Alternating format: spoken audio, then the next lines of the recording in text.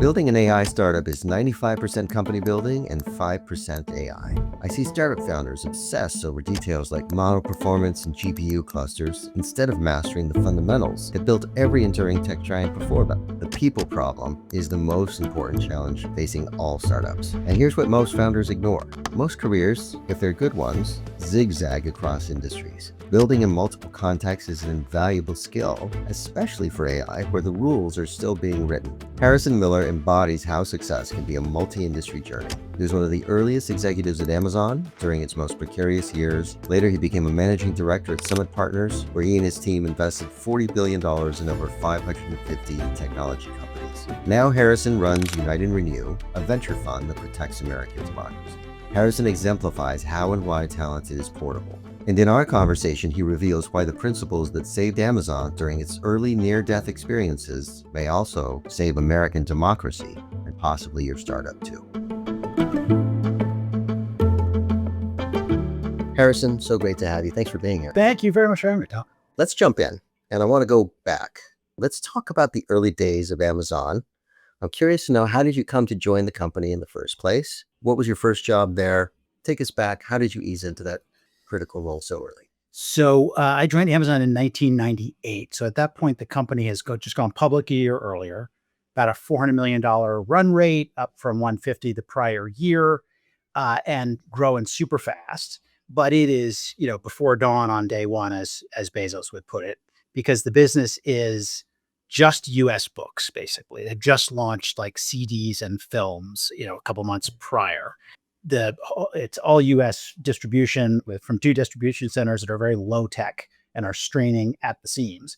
And we lost $150 million on $600 million of revenue that year. So I think almost any other entrepreneur would sort of take a couple beats to like consolidate the US business, grow that out, build infrastructure. But Jeff has always been about super long term and super big. So he was pushing the pedal to the metal to become what Brad Stone in a book calls the everything store. And so the choice was to plow into new retail categories beyond the media business. And to do that, they had developed, he and David Risher, who was running retail, had this very strong form general manager model where you owned a P&L, you owned a launch date, and you had to grab all the resources from out there to do that. I joined as a GM in that context, GM without portfolio. And after that first holiday season, got the assignment. Now it's important to know, because it presages some sort of very difficult times. I was at Amazon for 5 years, and half of those, at least more, were very challenging times for Amazon. It's important to understand that the media business was entirely different from all the other territory that we would go and try to take, right? For 3 big reasons. One is that you can buy a product through distribution, and meaning generally the customer pays you before you pay for the product. And if it doesn't sell, you can actually give it back. And it's all like this big. So that was unique and brilliant for the initial launch of Amazon. As we got into these new categories, things got way more good. Right. Because you're taking on inventory risk, I presume. Right. It's not the same. The first 2 categories that Jeff chose right after that holiday season were electronics and toys. 2 big categories that were important to expanding our customer base. I more or less in a coin toss, I got toys. And toys are a business, is $20 billion industry at the time. All of 55% of it happens in 5 weeks at the end of the year. You have to select and purchase product in February and pay for it before it goes on the water from China. And if it doesn't sell, you can't give it or really sell it to anybody. So, and we're talking jungle gyms, right? Because we're Earth's biggest store. We have to have everything. So we're literally having to figure out, how do we store and ship play sets and jungle gyms where we had been in the CD business. So a big change, with big implications for cash. And about how many employees in the company at this time? Outside of the distribution set, so the total employee base was probably 2,000, but 150 of those are in the distribution centers, reflecting sort of probably the current ratio. And I was, one of the top 10 or 15 folks. All of us, by the way, still in a ramshackle little building in downtown Seattle, famously above a wig store and a needle exchange program. So, and we've all the stories about lean startup. Jeff apparently Right. was all about lean, doors as desks. Paint a picture. What was it? How lean was it? So part of what was a superpower for Amazon then, and I think Andy Jassy knows would tell you still today, Jeff was extraordinarily clear about a set of core principles. There were 6 of them at the time. I think they've added a couple since. And you knew them like Marines know Semper Fi, right? Mm. Customer obsession, data driven, but bias for action, not optimizing for optics, which was a way of saying, apolitical. And yes, frugality, constants of innovation and frugality, understanding that we were a low margin business. When you interviewed a prospective hire, you rated against those principles. When you were reviewed annually, you were rated against those principles. And people who were otherwise performing well but were counterculture didn't really thrive. And so one of those was being lean and mean. Now, that can come in stark contradiction to the idea of we're going to be the everything store. We're going to have every consumer electronics product possible. We're going to have every toy product possible in a world where you have to store that stuff and not give it back. So the cash flow dynamics of the business changed very dramatically as we started to head into those businesses. Speaking of lean and mean, in 98, 2003, I remember those years because everybody looks at Amazon today as the juggernaut that it's become, Right. But it's easy to forget. There were some precarious, scary moments. There were. And I was wondering if you could give us a vignette or two about some of the scariest or most precarious moments personally for you. Sure. As you're involved in the build out there, and then more generally for the company. I'll do it the opposite way if I may. And I'll start by saying again, Jeff was and is an extraordinary entrepreneur. When I joined the company had gone public, as I said, stock goes from 20 to 120 in 3 months. And everyone's writing these articles about what geniuses we are. They make him Time Man of the Year, right? And he would literally take every opportunity internally say, guys, you are not 6 times smarter than you were 2 months ago. And this is going to reverse itself someday. And for every stock price, and for every, I remember saying, for every poorly researched business article about what geniuses we are, a couple of years from now, there's going to be a poorly researched article about idiots we are. And neither are going to be true, which came in handy when, a couple of years from the 120, it's at 6. And all my staff's moms are calling, say, go work at Boeing. Because, the smart money was we were going out of business. There you go. We were very much on the edge during that period because Jeff and Joy Covey and Warren Jensen, our CFOs, did a great job of managing expectations with Wall Street. But we were in a deep J curve in terms of cash use, and capital became harder to come by. And the cash flow dynamics of all the businesses were highly challenging at the time, and we needed to make some changes. So I talked about being the GM of the toy category. We succeeded at what I was supposed to do the first year, which was sort of market share leadership, high revenue growth, great selection. That January, I've got $60 million worth of toys, or they had been worth $60 million, but toys in January are like rotting fruit. They're devaluating quickly.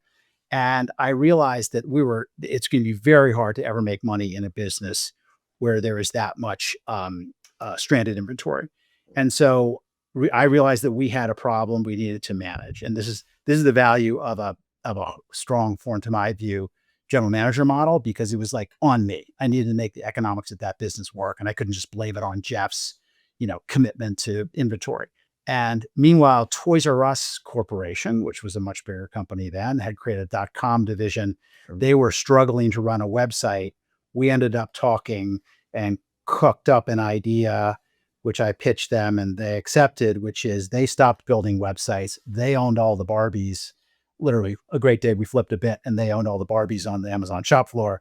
They redirected their traffic to our toy tab, put a giraffe on it. And we went, we were burning like 60 million a year. Now we're making 60 million a year in cash very quickly. Maybe there's something here to where we don't need to own all the inventory that we sell. And that was the birthplace of the marketplace offering.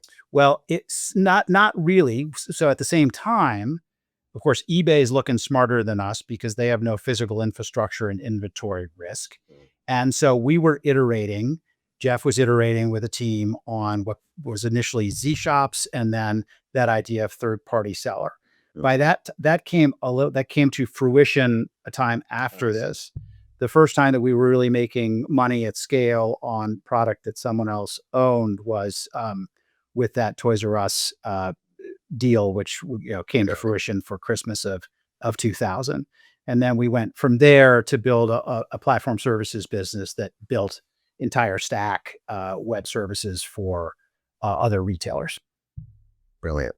And now for you personally, right? Because you're in the crucible.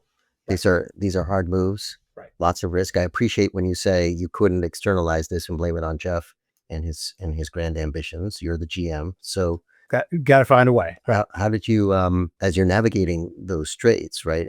You're an entrepreneur in this moment. You've got to make it work. Right. How did that play out? Were you ever out of gas and ready to hang up your cleats, or were you just kind of muscling through? No, I think like any business in transition, it's very, very stressful. But if you're committed to the work and your reputation and what you do, you find a way. And that was, and I had help in terms of understanding the problem, as a result of all those toys sitting there. We and Jeff Wilkie, who ran operations, we did the first ever sort of unit economics analysis of what does it actually cost to receive a product and shelve it and pick it and pack it and ship it. And that's when I went, we're never going to make money at this. Like, we'll be $1 billion in revenue. We're not making money at this, which was an insight we didn't have. Yeah. There was a company at the time called eToys, $10 billion market cap and $30 million in revenue. I don't think they'd done that math, and they ended up going out of business. So it was a bit of a Hail Mary play to pitch Toys R Us on what we did, but it worked out better actually for both companies. And an object lesson and just putting the numbers to it, right? It's fascinating. eToys, you mentioned them. So many companies are overtaken by this awesome idea, but when you actually just with arithmetic put the numbers to the business, you can see. We have moments like that in our shop too. Like, okay, that seems great in theory, but down here on Earth, there's no path to profit. So once that was safely landed, I moved on to build out this idea of platform services, which then gets to software innovation that I wasn't responsible for. So Rick Dalzell and his great engineering team was moving towards, services-oriented architecture. So the Amazon stack was a giant, very hastily assembled bunch of code, direct calls to databases, literally one engineer you lose, that was your documentation. And so they were working towards a services-oriented approach. Where you could begin to imagine the Amazon.com website and all the international ones as essentially, customers of a central managed service. Seeing that, I and a couple others went to other corporations, including Target Corporation, and said, we'll give you the whole Amazon stack, soup to nuts, distribution, website, recommendations, all of it, branded Target.com. And that became a massively profitable deal for Amazon, and a very good one for Target as well, I think, until they decided many years later they needed to run it themselves. And so the platform services became a highly profitable business that helped to sort of force and fund the architecture future for Amazon. Now, Andy Jassy, several years after I'd returned to Silicon Valley, had the better idea, which is let's sell this in small parts by the drink. He gives us some credit for that, which is generous of him. But really, that was the better idea, which, of course, S3 launching in 2006, I think it was. And the rest is history. Yeah, indeed. So speaking of Silicon Valley, at around 2003, 2004, Silicon Valley beckons, you move here, and you become an investor. That's a big leap. Right. Well, and not an untraditional one, but in that context, going from this sort of super high octane fire in the kitchen kind of environment to what is plainly a more thoughtful, cerebral role as an investor. I mean, it's hot and it's intense, but it's a different kind of hot and intense. So I'm wondering, both are thoughtful and cerebral, but I see what you mean. Yeah, I'm wondering what kind of lessons, as you move from operator to investor, what were some of the key lessons that you carried forward from those building experiences at Amazon? How do you think they helped you? So Summit, especially at the time, was pretty pure form, earning our way into companies that were founder owned and controlled and were actually bootstrapped, usually to profitability. So they were real companies that didn't necessarily need an investor, and they were making a hiring decision. as much as they were, more than they were, a capital decision. My understanding is Summit really kind of pioneered. Summit and TA, a firm called TA Associates, and had kind of to ourselves for 15 years or so, which was a great business. Then Insight and others followed. And now growth is, of course, a much more crowded category. Right. But all of which is to say simply that for a certain type of entrepreneur, the fact that I had been somewhat in his or her shoes, with the pressure of making the number, with the pace of decisions that need to get made, and importantly, a really clear understanding that the hero is the doer, not the investor, that set me up well to get picked by some great people. And also because usually I didn't have a control position in these companies. If you want to be helpful, you sort of need to earn the midnight call when there's something going wrong or somebody's worried. And I think the Amazon background helped me to get my fair share of opportunities like that. Any unexpected surprises as you're transitioning in your mind's eye? Yes, I see how this is going to go. And then you're suddenly doing it, and it's I think the hardest transition for me was the lack of a scoreboard. Meaning, you're GM of a company or a founder of a company. This quarter I made my number, or I've made that thing launched and that thing shipped. You don't know if you're good at investing until you've started to reap fruits, which is 5 or 10 years. So it's pretty frustrating to really not know if you're good at this for years. And I actually struggle with that a bit because we're all competitive. We all like a scoreboard, and you look up and score was like TBD, right? That can be a little frustrating. I think on that now and again, it does take a certain kind of temperament and disposition. And I'm very clear, like I don't have that temperament. Right. That would scare the crap out of me to not really know until 6 or 7 years from now. Of course, a lot of investors act like they're giants when there's still TBD on the scoreboard, but that's a different matter. Well, yes. Let's put a pin in that. Let's put a pin in that one, So at the beginning of the podcast, I talked about the 95 to 5% ratio of company building in AI. And so as you transition to this role as an advisor at Summit, you still got an aerial and very sort of privileged view as to what has worked for the companies you supported as an investor over many, many years. So I'm wondering, if you were to draw a through line between what you saw then and what's unfolding today, what do you think are the most enduring sort of no regrets imperatives for entrepreneurs and investors looking to build a kick-ass company in the AI era? So AI is super powerful. It makes all things new, and that is intoxicating. It is true that the internet before it and the steam engine long before that and other technological revolutions had those same qualities. I also think that, of course, there are things about AI, especially as we get to generalized intelligence, that there are fundamentally different. So I don't mean to diminish the difference. It's also true that an AI entrepreneur now is operating in a bubble environment, right? What was it, 100 billion of investment, venture capital investment in the US just last year, up like 80%. Valuations are very high, compensation's crazy high. And so I think one thing to add to as a question or reframe is not so much what's the same as what's different, but what is it like? How am I going to build a great enduring company, if that's the goal, in a bubble environment? So, and there we can learn lessons from prior bubbles. I mentioned before that Jeff was really clear with all of us. We're in a bubble, guys. We're in a bubble. Be aware.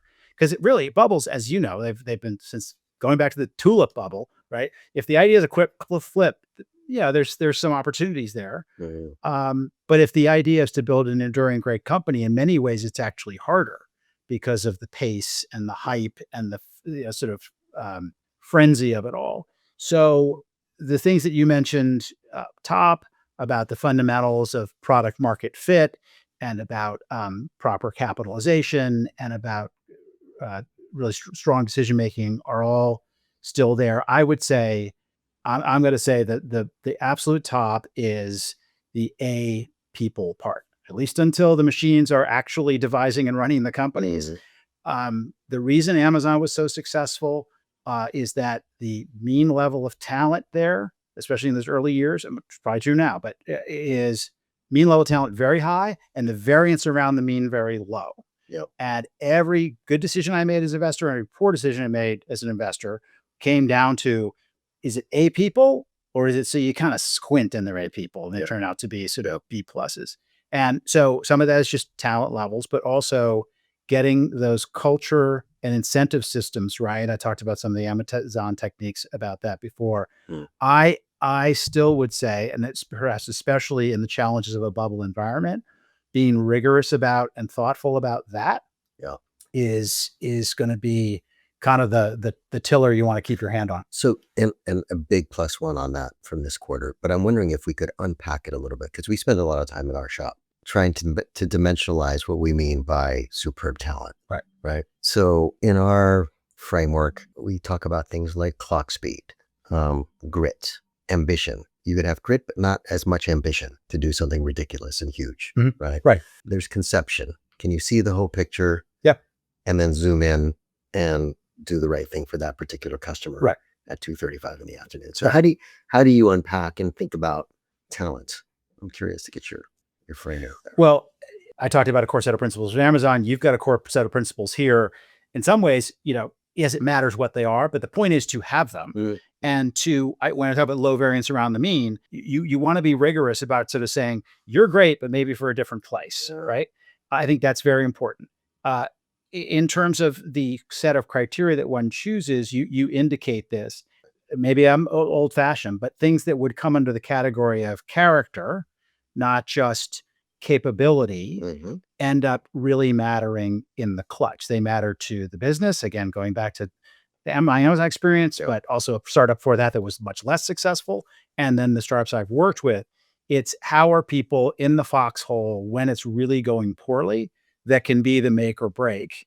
And so ideas like courage, like grit, like dedication to mission are to me very important predictors of success. And actually also frankly, like now that I'm sitting here in my 60s with this career, like the people I've worked with and are dear friends, entrepreneurs I've backed, people I work with at Amazon, those are rich rewards. And those come from having really good people, not just really smart people. It's a strange state of affairs, right? Because I think around in a 60-mile radius from where we're sitting, so many of the conversations hinge on numbers and market sizing and product capability. And so it's not one to the exclusion of the other. Well, it is interesting to me that we don't probably spend as much time just obsessing over matters of character. And to your point, I've had some situations where like, look, that's a 5 Sigma entrepreneur, but we're just not a match, in terms of, and I'm not telling you like the way that they're going to carry themselves is illegal, but it's not the way we get stuff done, right? There are certain liberties that can be taken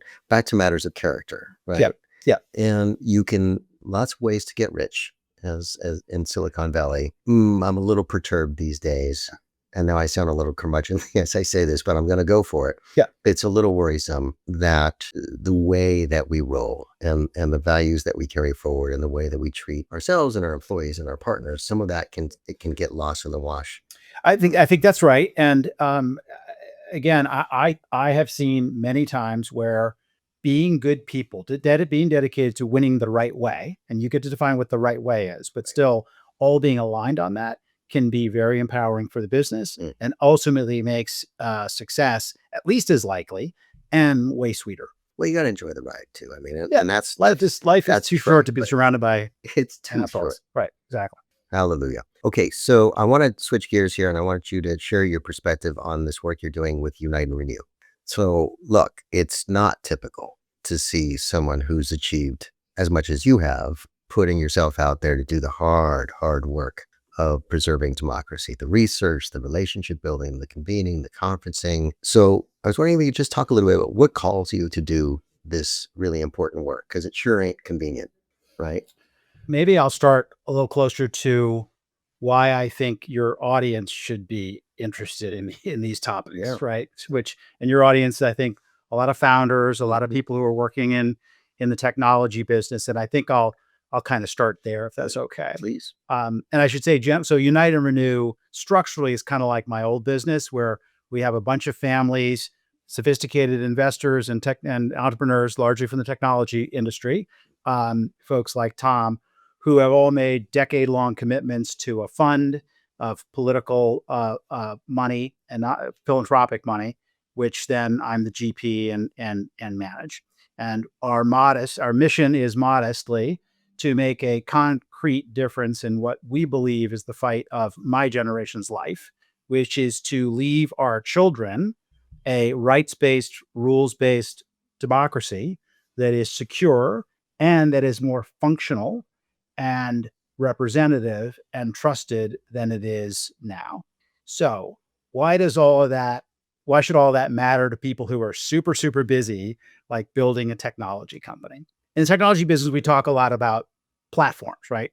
We're building our business on some platform, and maybe it's AWS. And before that, it was, the Microsoft, Windows ecosystem, and it was data centers, and we travel back and forth on airplanes and the air traffic control system. These are platforms that we tend to, if they're working really well, they tend to become invisible to us, and we don't spend a lot of time thinking about them, Right. and our reliance on them. Now, when they start to become constraints or start to go wobbly, we do. And so in AI today, of course, there's a lot of focus on the platform systems of data centers and energy and all of those things. And recently, we've had some of us have reason to worry about the safety of the air traffic system. So you start to worry about the platform. And what I am here to argue is, to even very busy young people who are working on their businesses, is that not only your business, but your whole life is built on the predicate of a certain platform that's going to keep working. And unfortunately, that is not a safe assumption. And if that platform goes, everything we're building, in my view, in our companies, but also in our hopes for our children's lives, the trust fund we hope to put aside for people someday, the philanthropic work we do, is at risk. So what is that platform, which is the focus of what we're doing? As a species, in our current form, we've been around about 100,000 years. And until 3 human lifetimes ago, every single human lived under the control of a strong man, a king, or a priest, right? Everybody. And basically, whoever was in charge of your tribe or your country was the guy. And you had to make sure you were never crossways with the guy. And if you kept your head down and did your thing and never got crossways with the guy, he'd occasionally come and take your stuff, but you could live. And just 3 human lifetimes ago, a bunch of people in this country, 249 years ago, the Declaration of Independence in America said, no, that's actually not working. We need to do something different, which is self-government by a people who we're going to say are equal and are free. Yeah. And we're going to work out a way to govern ourselves and increase freedom. Now, obviously, we have struggled to do that. And there are many, many pitfalls and problems in our society. And we were not a fully multiracial democracy until I was a kid in the mid 60s. And yet, for all its flaws, that system has created more human flourishing than all other systems of government in history combined, and more innovation and wealth creation, right? It's not a coincidence That's right. that in countries that adopted that model and been able to sustain and improve it, that's where all the innovation and all the wealth creation has come from. The world reached, I'm going to call that rights-based, rules-based democracy.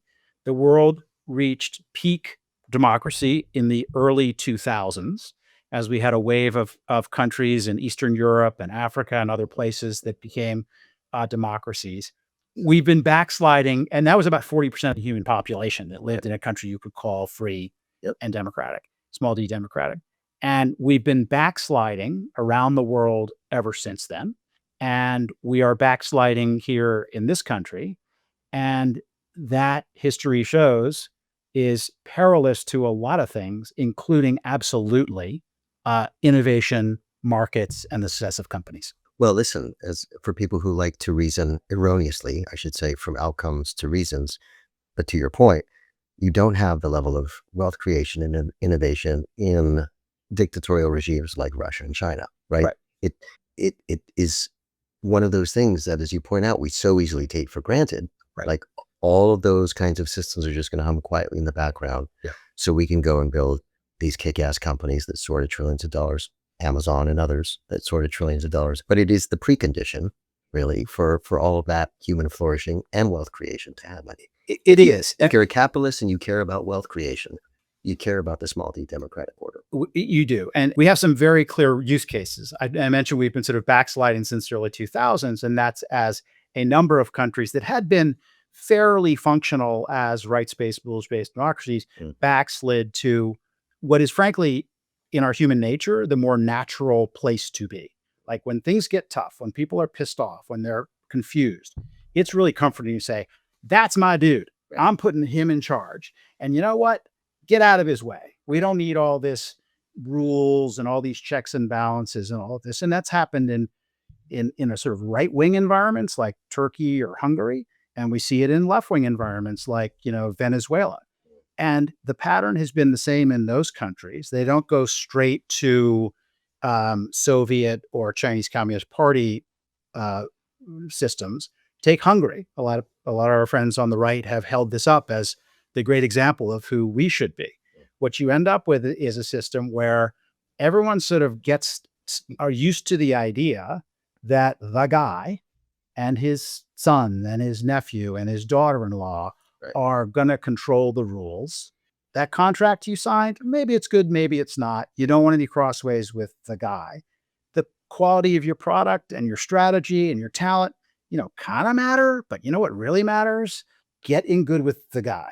And so you start to look like, medieval courts where it's all about sort of favor flowing from the top. Yep. Then the guy always, because especially they need to keep usually a sort of populist base happy, will just come up with policies. They'll just, print more money because one guy says so, or tariff rates or other things.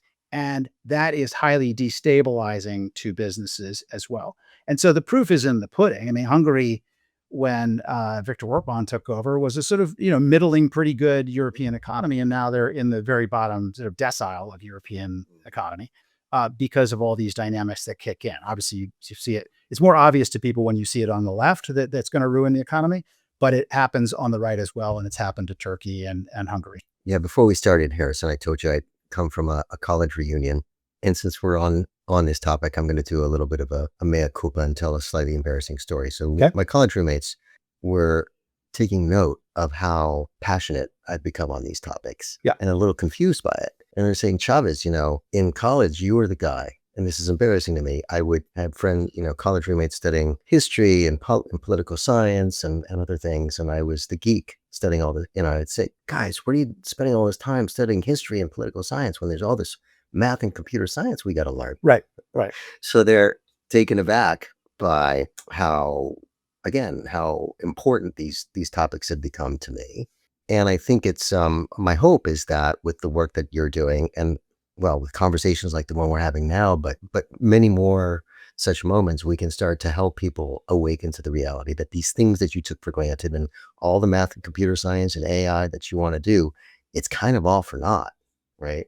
Yeah. Unless we get these core conditions. They're core conditions, and I won't go on and on about it, but I've got a list of 8. I think many people would agree, and they have to be there. Otherwise, the whole thing is at risk. Just the first few are, you've got to have the distribution of, this is the American founders' great idea. You have to distribute power across the branches of government and between the levels of the system, federalism and state and local and national. Number one. Number two is you have to have the rule of law. It's never been perfect, but by and large, it needs to be so that you and I can make a contract and not worry about whether the cousin of the emperor is okay with it and might come in and overturn it one day, to take one example. Right. And third, you've got to have free, fair, nonviolent elections whose results are respected. Otherwise, the guy is never going to be constrained. Just taking those 3 as examples, and there's more. And that's why what we're doing is nonpartisan. We're not after a policy outcome. We're not after electing this person, not that person. We're about trying to defend those things. And I do think it's just historically the fact that you can try to build the best business in the world. If those things go, we're hosed. Well, I remember a conversation you and I were having in and around November, and I was reflecting on how, you and I both, as tech people, are enthralled by great ideas. Yeah. Right? Great ideas. As you build a new company, you can have wonderful execution, but getting the conception and the core of the idea is paramount, right? Yeah. And I remember in that conversation, I realized in the land of ideas, what's the best damn idea I've ever heard? How it's self-government by a free and equal people. the separation of powers in the constitutional order and so on. So, oh my God. But it's hard to maintain because in many ways, the whole thing is a battle between the prefrontal cortex, where we can understand those principles, Yeah. and our amygdala. And our amygdala fires up, fight or flight. And it's like, yeah, but I hate that politician, Right. or I hate that tax rate, or, this, and we lose it. Yeah. And the founders, in talking about the future of their project, were very, very worried about our ability to keep our cool. Yeah. And they basically said, like, you guys, the thing you got to avoid is polarization. Yeah. What they called faction, but it was this very idea of what we're living through now. Because if you guys get too separated and thinking each other is the enemy, here's what's going to happen. Some guy's going to ride in and say, I'm going to save the day. That's right. And they had seen it happen in the Roman and Greek attempts at democracy. And it happened in their own times. And they warned us about it. And so we need to avoid that.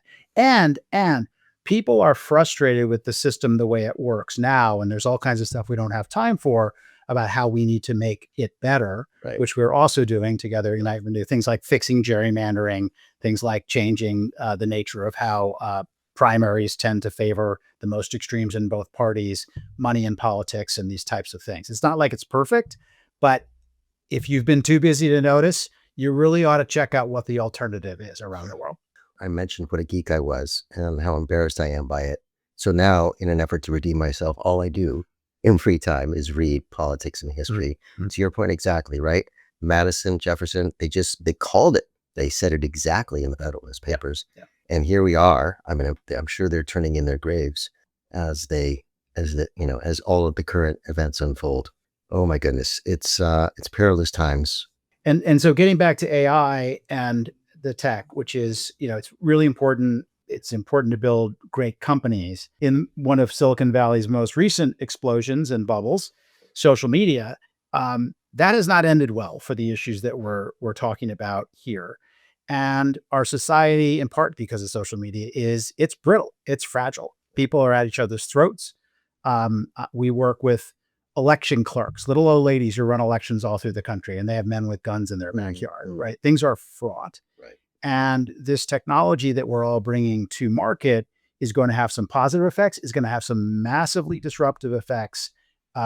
CEOs are starting to say it, that a whole lot of people are not going to have jobs in the near term. It may all net out fine, but we are at a fragile point in society. And I think it's incumbent upon leaders in this industry to think about how the costs of what we're doing don't get socialized and the rewards all get put to us personally, and how we can have the least negative impact on our fellow Americans at a time when things are very, very fraught. Well, and we're recording this the day after a guy with $400 billion has said that he's starting a party and all he needs is 4 senators and 15 representatives. Right. $400 billion can easily buy, as our current political environment shows us, can easily buy 4 senators and 15 representatives. So unless the other 350 million of us actually start to give a shit, it's that's